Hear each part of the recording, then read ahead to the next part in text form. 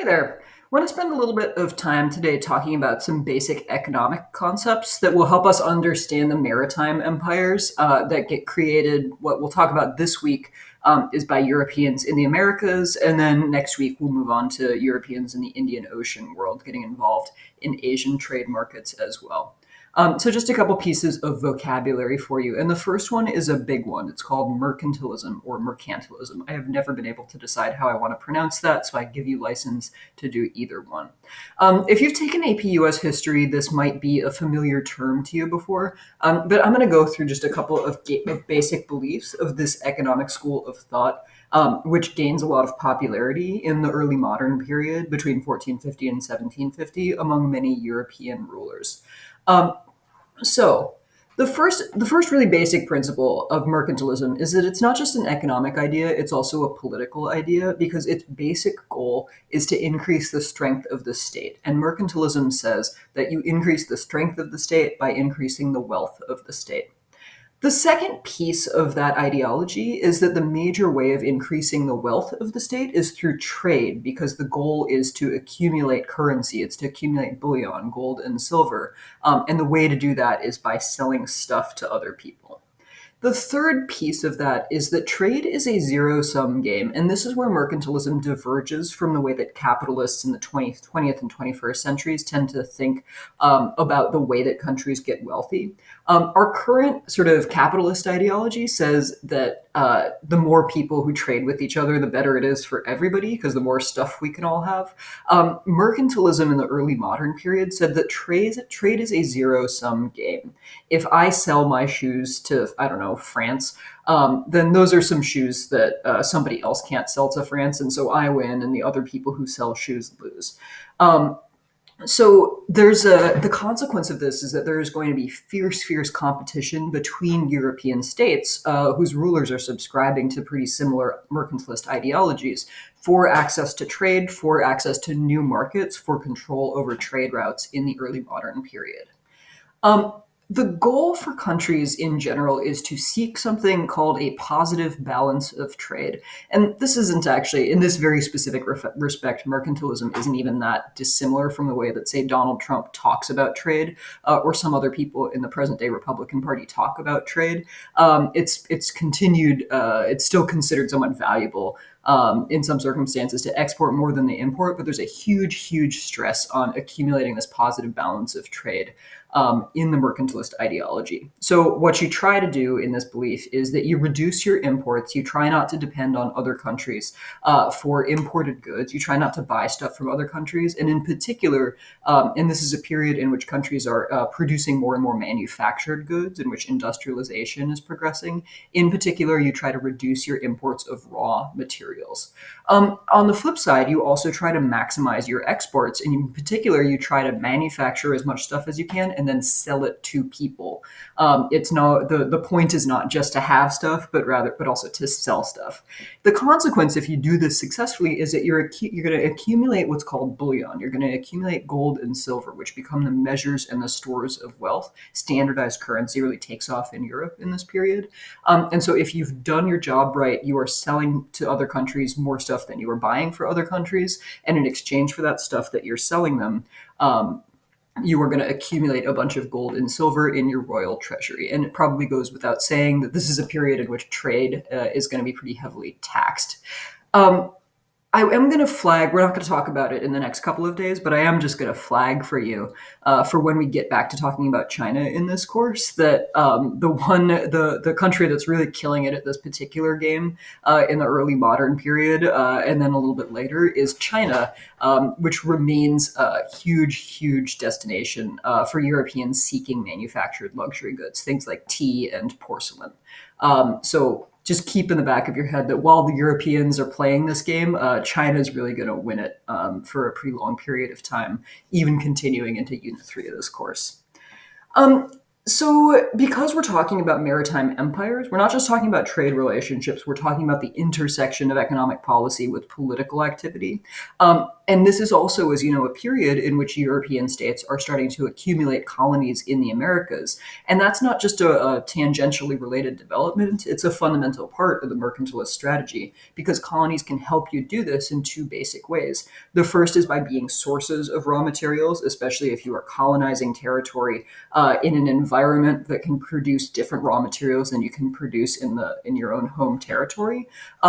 And colonies can also be, if you regulate trade effectively, a captive market for manufactured goods. And it's the kind of ideal situation in mercantilism is that the mother country imports raw materials from its colonies, often at very discounted rates, by stopping those colonies from selling their raw materials elsewhere, manufactures those raw materials into more expensive, more profitable manufactured goods, and then sells those manufactured goods right back to consumers in those very same colonies. And again, if you know your sort of pre-revolutionary, revolutionary American history, you can see how this might ultimately become objectionable to people who are living in the colonies. Um, One upshot of this is that it's going to lead to competition between different European states for control of trade. And in the next couple of days, we'll talk about how that plays out in the competition to colonize the Americas and to regulate trade with American colonies. And then in a week or so, we'll start talking about how these states are also going to compete with each other for control of or to be able to take over existing trade routes with Asia, particularly in the Indian Ocean world. Um, Couple of institutions you need to know about, a couple of government policies and legal devices that basically make mercantilism work. The first is the joint stock company. And again, you should probably be able to draw some connections with AP US history if that's a class that you happen to have taken. This is just a legal form of institution that exists to do some kind of business. And here's the logic behind a joint stock company. Colonizing a place that you've never been to, that very few people who speak your language and live in your country have ever been to, that you don't know a whole lot about, that's really far away. So if I am, say, in England and I want to colonize this faraway place called Virginia or set up a tobacco plantation there, that's a really expensive venture. I have to get boats, I have to get crew, I have to get people who will build the plantations, et cetera, will work the plantations, et cetera, et cetera, et cetera. And it's a really risky business. The boats might sink. The company might fail. I might have actually no idea I might not know anybody who has any idea how to grow tobacco profitably. And so it's a very risky and a very expensive venture. And if one individual is quite unlikely to have the amount of money that it takes to launch this risky venture, and they're quite unlikely to be willing to take on the considerable amount of risk that is necessary to do that. Same thing if we're talking about venturing around the Cape of Good Hope into the Indian Ocean and setting up shop trading with Indian or with Chinese businesses. So the legal device that enables this to happen at this scale is called the joint stock company. Instead of taking on the entire risk and the entire reward personally, I can now buy shares in this institution called the company. I can buy a little piece of ownership in a joint stock company, and that allows me to contribute some amount of capital, which that company can use to front all of the expenses that it takes to engage in trade and empire building without me having to put up all that money. So it allows for the pooling of a much bigger chunk of resources to contribute to this very expensive, risky enterprise. Similarly, the risks of if the company fails, I've only lost my initial investment in this small chunk of the company. I haven't lost my entire fortune, and I'm not personally liable for any debts that the company has incurred. So joint stock companies make it easier for people who want to engage in these risky ventures to get a bunch of money to do it with without necessarily risking the personal assets of the people who have invested in the companies. Individual investors get the legal bonus that if the company goes broke and owes somebody a bunch of money, whoever owed that money can't necessarily come after each individual investor to recoup their debts, to recoup that payment. And so this legal device is going to facilitate a considerable amount of investment. And so a lot of the companies that engage in colonization in the Americas and that engage in pushing Europeans into the Indian Ocean trade are joint stock companies, this novel legal format. Another and overlapping legal device is the issuance of a monopoly.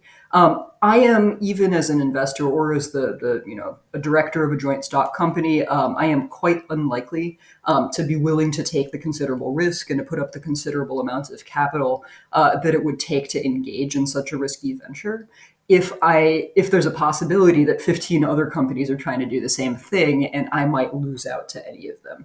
And so, in order to further encourage investment and to make sure that investors are more likely to get some kind of positive return on the money that they've put into these ventures, governments will often issue monopolies. So, the most famous of these, which we'll talk about a little bit later in this course, the British East India Company, for instance, has a legal monopoly on trade between Britain and India. It's the only company that's allowed to conduct any kind of import or export between Britain and India.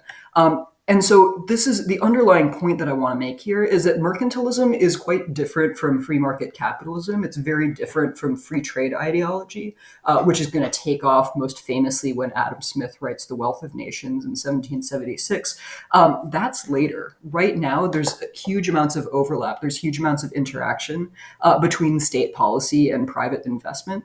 And the state is really, really actively involved in protecting and encouraging and facilitating not just the political side of imperialism and colonization, but also the economic side of developing these trade relationships and making these investments. So those are the institutions that you need to know about by which the state facilitates this economic activity.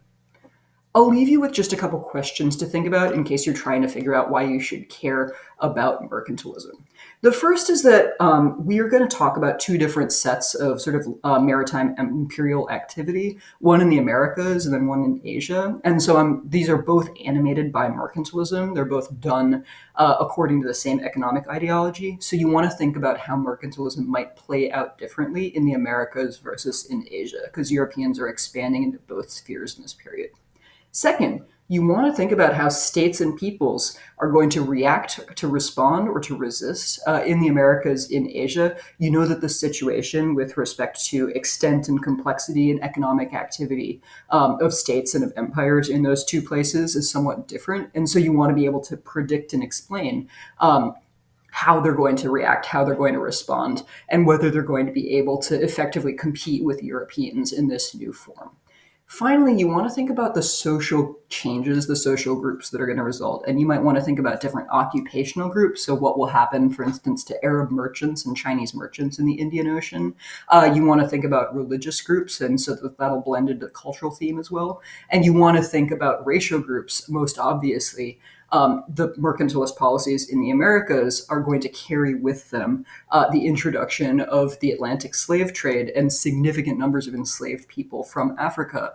And so you want to think about the racial system of hierarchy and inequality that emerges from this economic change. I'll leave it there for now. Thanks very much.